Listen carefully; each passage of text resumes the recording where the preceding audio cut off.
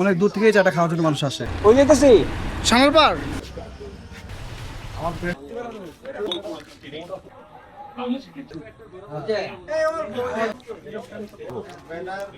বললাম যে বাসার সামনে আয়, ওরা ইউটার্ন নিতে হবে দেখে বাসার সামনে গেল না। আর তেলেরও এখন একটু সংকট।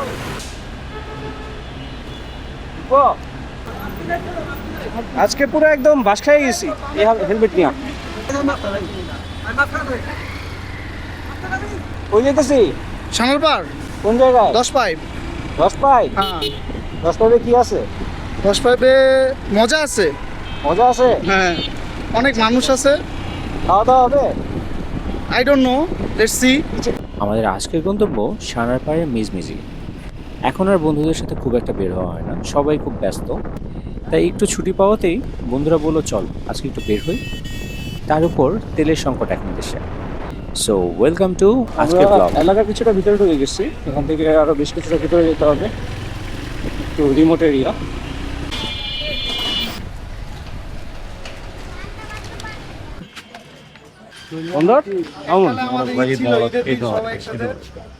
সো বেশ কয়েকটা ফ্রেন্ডের সাথে আজকে অনেক দিন পর দেখা হলো। কেউ ঢাকায় থেকেও দেখা হয় না, আবার দেখা যায় কেউ ঢাকার বাইরে থাকে। তো যাই হোক, এখন আমাদের যাওয়ার পালা। আমরা একটু সানারপাড় থেকে একটু ভিতরের দিকে যাব। প্রথমে প্ল্যান ছিল একটা জায়গায় 10 পাইপ নামে একটা জায়গায় আমরা আড্ডা দিব, কিন্তু সন্ধ্যা হয়ে আসার কারণে মনে হলো যে না, ওইদিকে আর আজকে না যাই। তো বেস্ট অপশন সেলিম মামার চায়ের দোকান। আর সেলিম মামার চায়ের দোকান মানেই হচ্ছে অন্য লেভেলের আড্ডা। মামার খাঁটি দুধের চায়ের কিন্তু খুব নামডাক আছে ঢাকা শহর, এমনকি অনেক দূর দূরান্ত থেকেও অনেকেই আসে এখানে চাটা খেতে। আর আপনারা দেখলেই বুঝবেন কিরকম।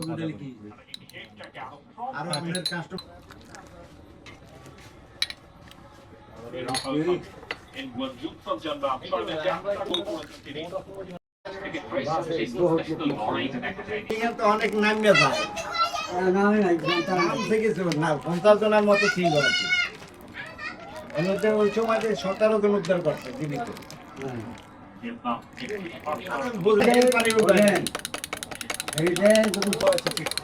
হাসপাতাল আসছিলাম।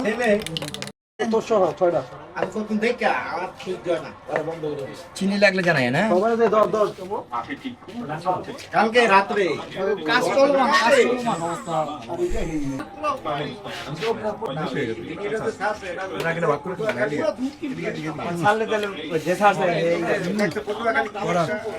আমি ডাবল খাচ্ছি, খুব আরাম পাচ্ছি।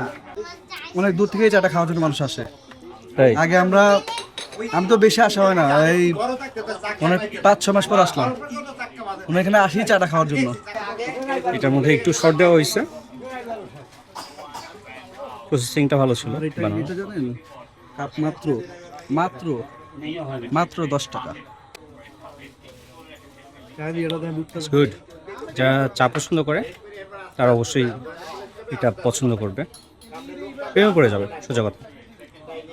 তো এখানে আসার কোনো উদ্দেশ্য ছিল না যে কেন আসতেছি, কি আসার বিষয়, বাট ফ্রেন্ডরা বললো এখানে আমরা মাঝে মাঝে আসি, ওরা মাঝে মাঝে আসে এই একটা চা খেতে, এই চাটা খাওয়াইতে নিয়ে আসলো। তো এটা ট্রাই করব, আর এটার সাথে একটা পুরা রুটি ট্রাই করব।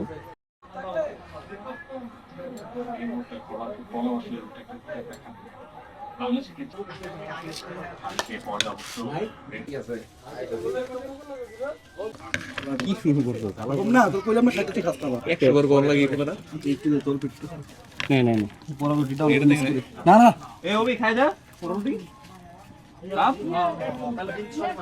আহো তাহলে আমি সেলিম ভাই দোকান থেকে অন্য দিকে গেলাম ভাই।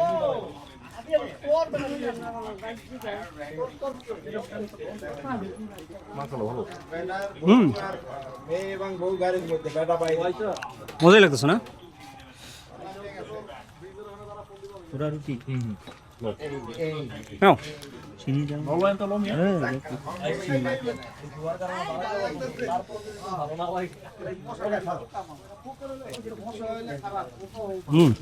চা যতটা মজা, পোড়া রুটি দিয়ে চাটা আরো বেশি মজা। বিশেষ করে পোড়া রুটিটা অনেক মজা লাগতেছিল, বিশেষ করে এই চাটা এতটা ক্রিমি, শর্ট দিচ্ছে, চিনি পরিমিত ছিল, আর পিওর দুধ।